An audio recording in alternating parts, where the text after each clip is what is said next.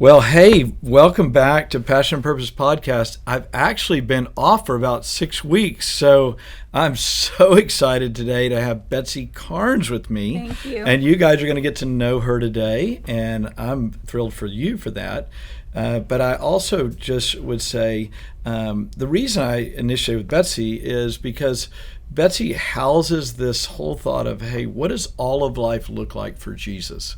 And I've always seen that in you and your family, and we'll talk a little bit about that. But I think that most people are listening. We tend to segment our lives. Okay, I'm going to now go on the mission trip for Jesus, or now I'm going to be a mom for Jesus, or now I'm going to be a businesswoman for Jesus, or now I'm going to do this. And we tend to compartmentalize instead of to integrate the journey.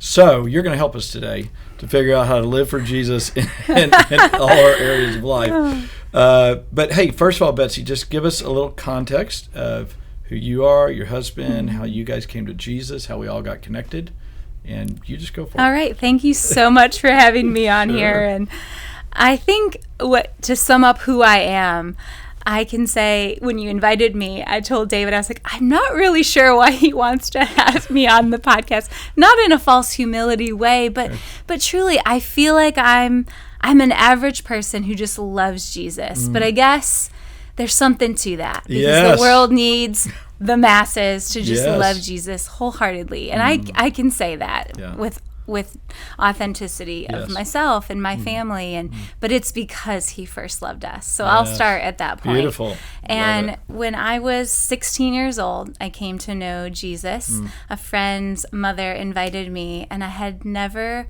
heard the gospel truly presented in a way that showed me the father heart of God.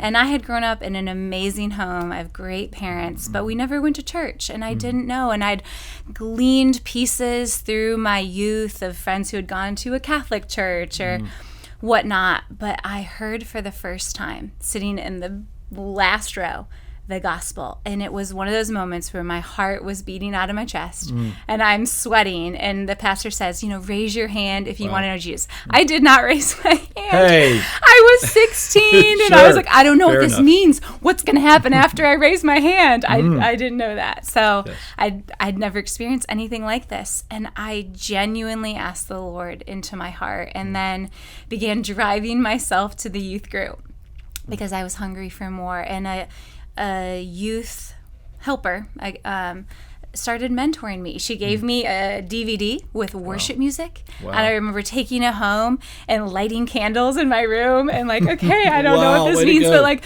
putting the DVD in and meeting God. And I had no experience with that before, but Jesus became my best friend. Wow. And I actually lost a lot of friends in high school because I was very different before Jesus to how he changed my desires so dramatically in high school. Well, let me just make a point. I'm just struck again. So you're a 16-year-old kid. Was it the mom or the friend that invited you to the church? Yes. Yeah. So a friend's mom. Yeah, friend's mom. So I often think a lot of times we think, hey, how do I share the gospel, or just invite somebody to church, because you never know there is a Betsy Karnes out there. And God does the work anyways. Exactly. Yeah. I love that. Okay.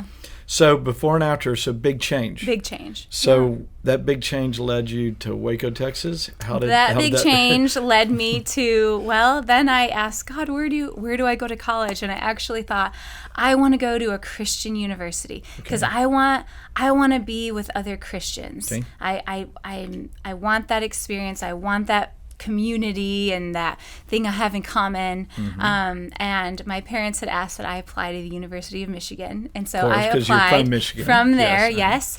And but I didn't really want to go. But I remember one night I just was praying and in my room, and it wasn't an audible voice, but it was the voice of God. And I just heard Michigan. And I knew I'm supposed to go there. I get up, I go tell my mom, I'm going to Michigan. And of course, my parents are thrilled because it's an hour away. Sure, yeah. And I go there, not a Christian university. Yes. And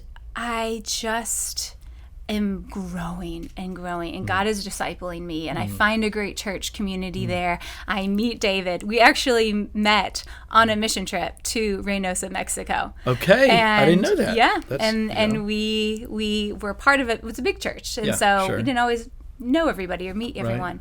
And we met on that trip and came back and we're friends, and then the rest was history. The rest was history. Yes.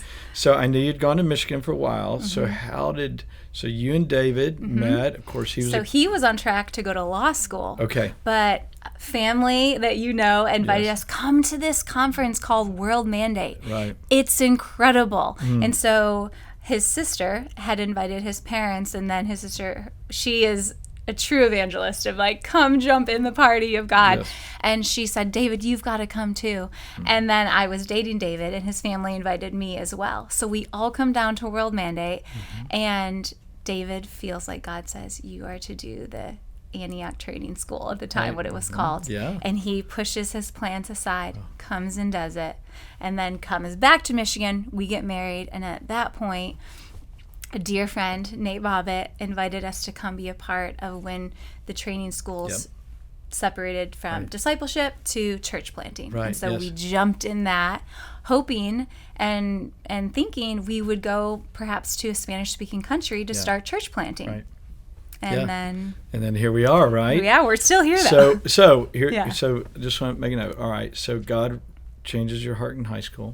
You guys meet, grow at the University of Michigan. Then you come to a missions conference. So every door is kind of, we open our hearts, and then God says this, and then we do that. All right. So for you and David, all right, so you guys are all in, fully surrendered. God, what do you do? And God throws you a little bit of a curveball. It was a lot, yes. So give us, take us through that first response. I mean, it was initially, it's hard. You think your life is going in one direction, and God changes it, and you don't know what's on the other side of that. And you really just have to walk by faith and trust that the Father heart of God, again, He had taken care of me. I was like, He will continue to take care of me. I had just known Jesus as my best friend, and He was there and said, I'm with you. And so we just trusted, and we came, and we just believed that God had good for us. He would not lead us astray. He would not lead us into difficulty or something that we're like, oh, we should have made another decision. His plans are always good. So what did you guys do? So we, during the year of the church planting school, we kept praying and asking God, Lord, what country? And nothing was coming to mind, which is unusual for that circumstance. But God, in His sovereignty, aligned us with some like-hearted people in this church who wanted to start a bilingual life group, because at that point there were no Spanish speakers really in community in this church. And as much as there are so many in our city, we as Antioch didn't really have much to offer them at that time in their language. And so that year we began the first bilingual life group with Kevin and Stacy Johnson. And then that's a little challenging. And so we decided, okay, I think it's best if we do one just in Spanish. And then that is where we said, you know what, there is a need here. And we're just going to meet that need and see what God has. And so that is like a theme of our life. See a need, meet a need.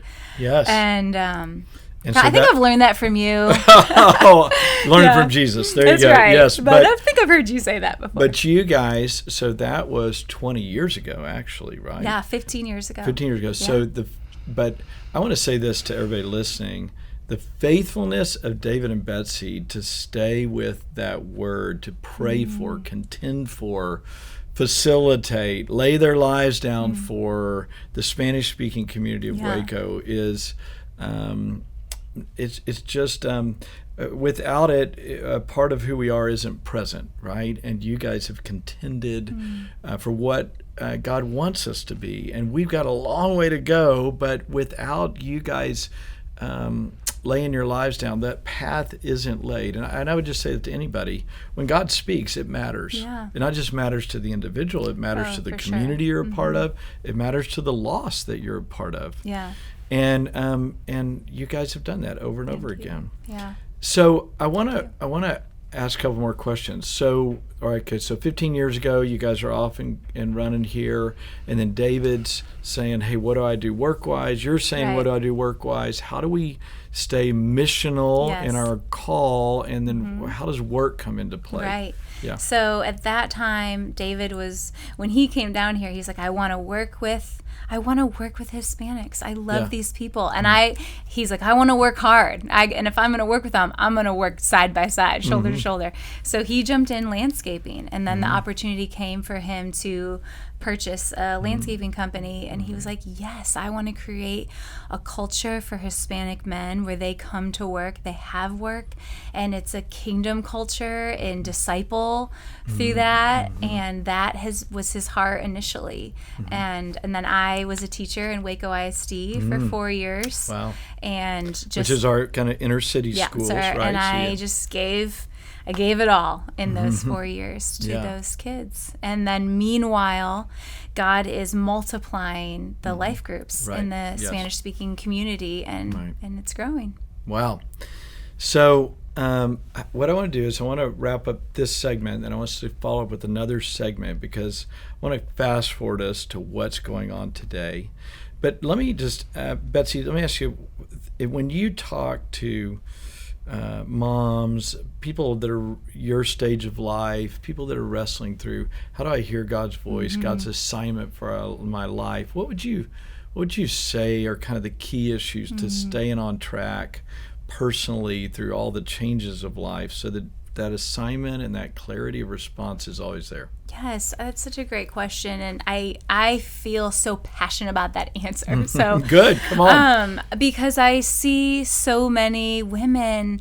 It's so easy to compare. It's so easy to see the highlight reel on Instagram and Facebook, and it's easy to compare yourself as a mother and what we're doing with our children or for our children, and then to be a businesswoman or to be this. It's like we feel like you have to be everything all at once, and that's just not the heart of God. He doesn't slam us with everything all at once, and He has seasons for those. And I've done multiple things at times, but not everything all at once. And I think it comes back to just being resolved in who I'm made to be and who God is. And I feel like when you have that peace with God and you're trusting that the gifts and what He's put inside of you every day, and you're hearing from Him, you're going to get the resolve and the vision for the assignment that He has for that season. Right. And then when you hear it, when you get it, it's not in an unhealthy way, put blinders on, but I've kind of explained this. I'm like, but I have to kind of put some blinders on and say, this is what God has called me to.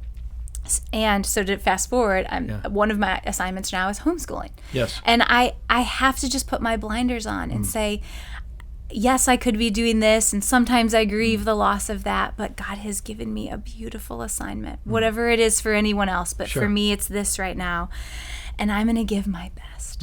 I'm going to pray, and I'm going to get vision from God, and I'm going to disciple these beautiful people that God's entrusted me with. And in that process, when you are in the Lord asking for vision and asking for wisdom, and this is my word for right now and from Daniel 2, He gives wisdom to the wise and knowledge to those who have understanding. And I find that no matter what I'm doing, every day is not always glorious homeschooling my kids, but having God speak to me and give me wisdom and knowledge for that moment, I am lit up about God partnering with me. I'm like, yes, He's giving me keys to unlock the trouble in math, or He's giving me this moment and saying, whoa, whoa, whoa, you need to stop and win their heart before you try to give instruction. And it's homeschooling, it's just something that's like no big deal. It's not, building a huge business, but it matters. It comes back to that. Every assignment matters, and He gives wisdom and He gives knowledge. And when you partner with that and get that from God, it doesn't matter what you're doing. It lights you up, and His passions come through you in that assignment. So She's lit up. If you I'm can't lit feel up. this on the podcast, I can tell you it's for real.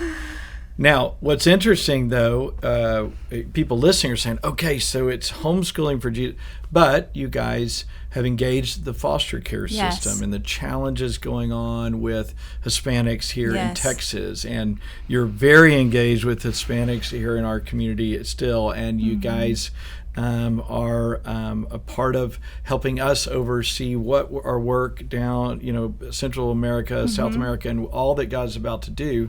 So yes, you're clear with your passion assignment, but God has never pulled you away from your heart and the leadership and involvement with the Hispanic community. So what I want to do is I want to wrap up today, and I want to come right back and part 2, talk to us about God's heart for what's happening among kids, migrant kids, the challenges that are going on, and what are some of the things that people are doing to solve that problem by partnering together. That'd be great. All righty. Thank you. Thank you. Yes.